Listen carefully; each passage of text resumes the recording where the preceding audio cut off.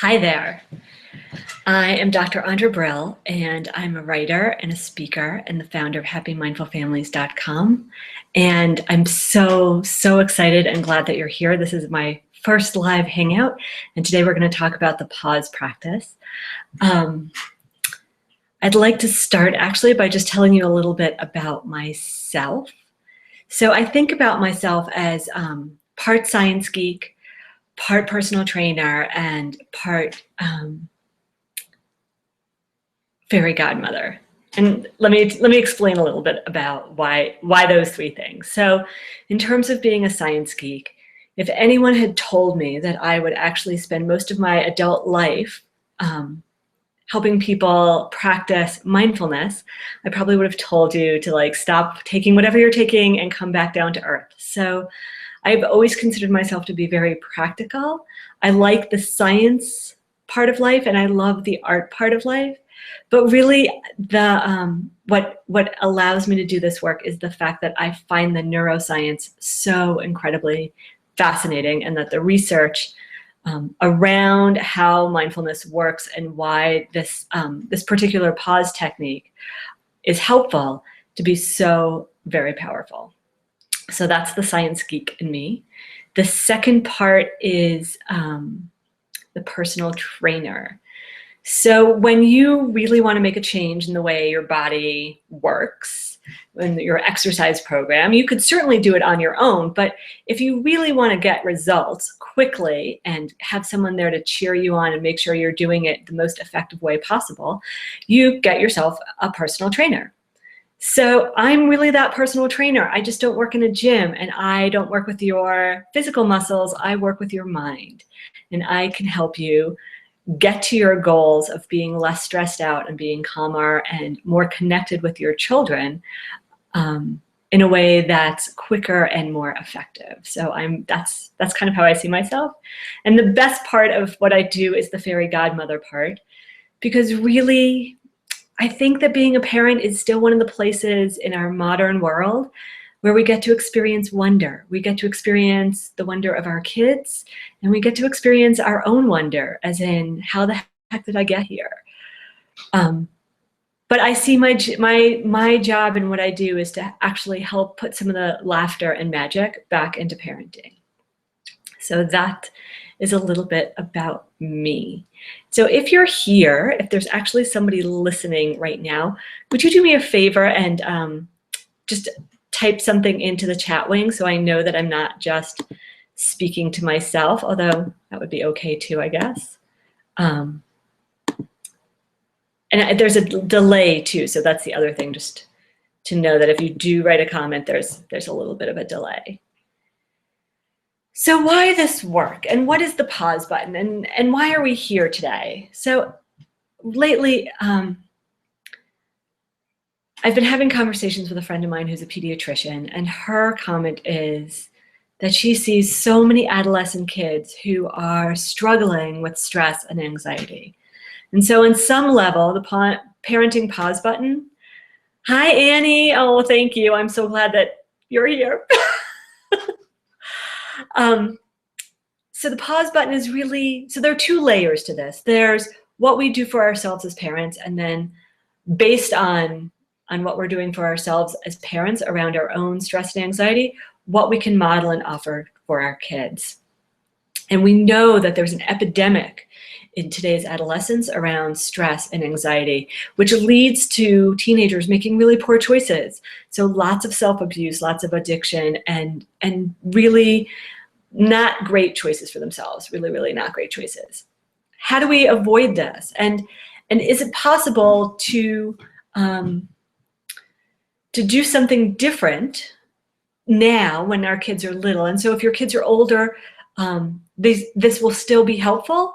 And if your kids are younger, so anywhere from toddler age through the elementary grades, this is a really helpful way, because it's a helpful way to get to know yourself and improve your own emotional intelligence, because what we know is that teenagers who have a way of talking about their emotions, of being heard and seen, have better coping strategies when it comes to these dealing with the stress and anxiety of being a teenager today.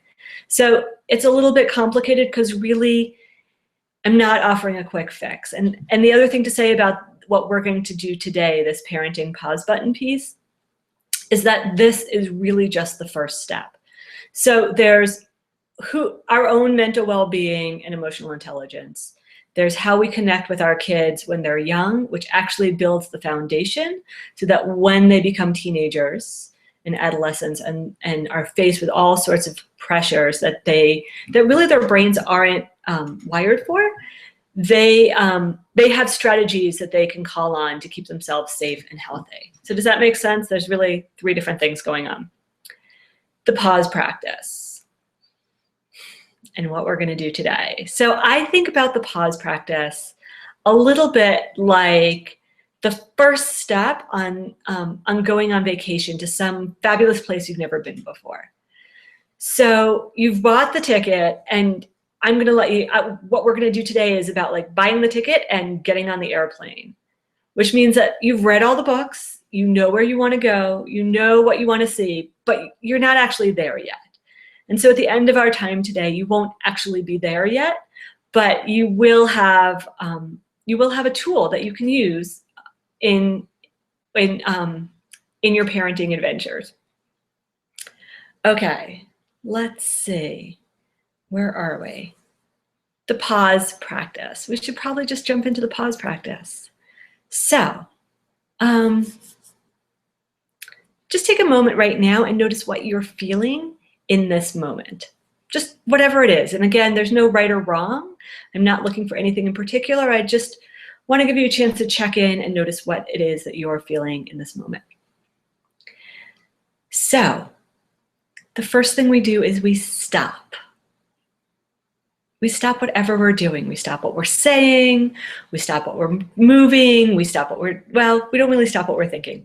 Actually, we don't stop that at all. We really just stop what we're doing. So let's take a moment and stop. And by stopping, I'm going to invite you to, if you're comfortable, close your eyes for a moment. And just take a moment to notice your body being supported by the chair. Notice your feet on the ground.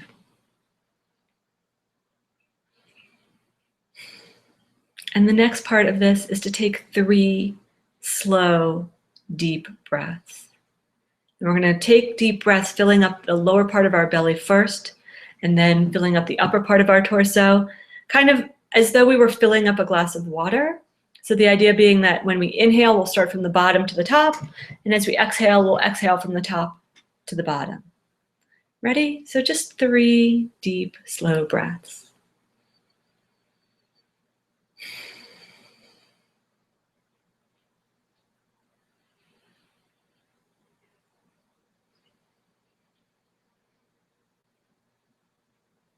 Last one.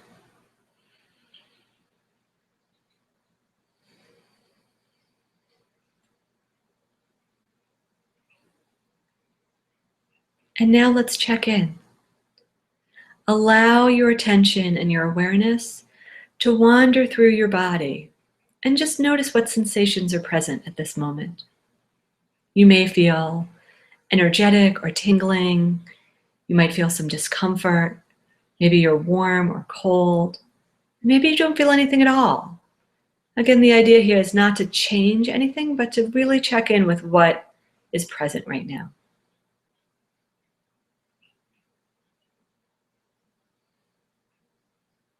And next, we'll check in with thoughts, noticing not so much the content of your thoughts, but the quality of your thoughts, as in maybe your thoughts are speedy, or maybe they're drowsy. Maybe they feel like small, little thoughts that are just coming quickly, one after another. And sometimes you might have one big thought that just feels heavy and stuck. So just noticing the quality of your thoughts, again, without trying to change anything, and definitely without trying to make thoughts go away. We're just bringing our awareness to the quality of our thoughts.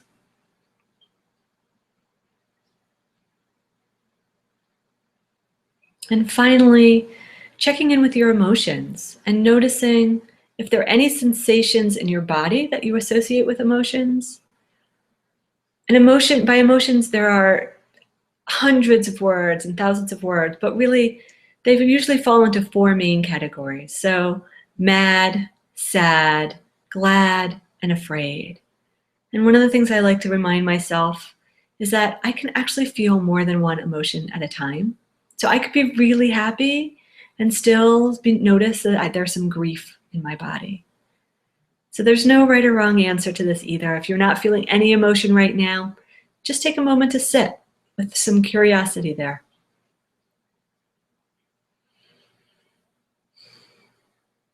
And the last part of this, really hopefully we've been doing it all along, is the reminder to be curious about whatever you notice without judgment. So there's no good or bad. There's just what is here in this moment. And my friend Bonnie asked me to make a little visual. So here's my visual. Let's see. Let's see if you can see it. Okay. The parenting pause button. It's so funny. Everything's backwards. So number 1, stop. Number 2, take 3 slow, deep breaths. Number 3, check in with what's here now around your sensations, your thoughts, and your emotions. And number 4, be curious about what you notice without making judgments. So if you have any questions, now would be a great time to type in your questions. And that last part really, this idea of being present now without questions, that's the definition of mindfulness that I like to use. So all of this is really about paying attention in a particular way. So how do we pay attention? We always tell kids, pay attention, but we never really teach them what that means or how to do it. So mindfulness is a way of paying attention in a particular way on purpose. So not like, oh, look there. Oh, look there. It's about saying, oh, I'm going to actually pay attention to what I'm feeling. When I walk out of the house in the morning, I like to pay attention to the way that the air feels on my skin on purpose. The second part of this is in the present moment. So again, right here, right now. Letting go of anything that happened before and not getting caught up in what's going to happen next. So you can probably tell, but I'm a planner. I love thinking about what's happening in the future. Even the fact that I want to talk to the parents of adolescents before their kids turn 12, 13, or 14 is an example of how I want to plan and be proactive. But really, mindfulness is about this moment, just here, just right now. So mindfulness is a way to pay attention in a particular way. Let's see. In a particular way. Sorry, I just lost it for a minute. On purpose, in this moment, without judgment. And this, I think, is always the challenge for those of us who've been in school for a long time and actually are really good at what we do in the world because we have good judgment. We are able to look at something and pretty quickly say, this is a good idea, this is not a good idea. This is helpful, this is not helpful. So I'm not actually implying that you should never use your discernment. What I am saying is that our natural desire to very quickly, without enough information, say, this is good, this is bad, I don't feel anything about this. That kind of judgment isn't particularly helpful when we're practicing mindfulness. There are times when it is helpful, but not when we're practicing mindfulness. So mindfulness is a way of paying attention in a particular way, on purpose, in this moment, without judgment, and with kindness and humor. And I like to add the kindness and humor because there's really no need to take ourselves any more seriously than we have to. And I think that humor and the ability to laugh in really tough situations, not inappropriately, but to be able to find the irony and to find the humor actually allows us to move through challenging situations with more grace. So that was a lot of information. Let's see, where are we? Yeah, we're basically right on track. So the pause practice, again, 4 steps: stop, take 3 deep breaths, notice what's going on in your body and in your mind and your emotions and your heart, and really just allow yourself to be in this moment. So the next piece of this is really to say, what do you do if now you've bought your ticket and you've gotten on the airplane and you're like, but Andrea, the plane hasn't gone anywhere and I haven't been able to get off the airplane.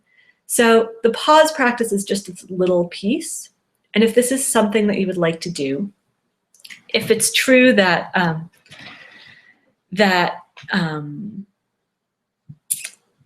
that you would like a chance to practice the pause button so that this becomes part of your repertoire as a parent and that you can use it anytime you want to instead of losing your cool. If you would like more proven techniques for reducing your own stress and anxiety so that you can find more moments of joy and laughter with your kids. And number 3, if you are interested in building your own emotional intelligence so that you can model what healthy coping mechanisms actually look like for your kids before they get to those difficult teenage years, then I have got something for you. Mama's Midweek Retreat is a 4-week experience where we are going to really work on our own emotional intelligence so that we can sleep at night knowing that we're not scarring our kids for life. So maybe it's just me, but I find that to be pretty helpful.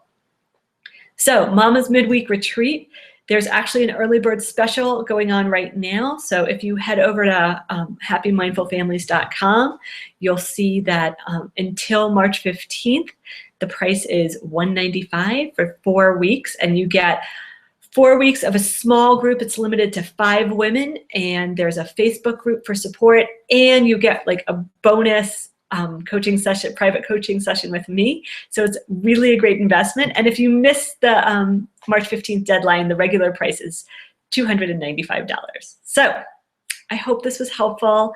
Thank you so much, Annie. I think it might just have been you and me, which is really fine. And I look forward to hearing from you. If you have any questions, please get in touch with me. I would love to hear from you. Okay, so actually it only took 20 minutes. Have a great rest of your day. Thank you so much. Bye.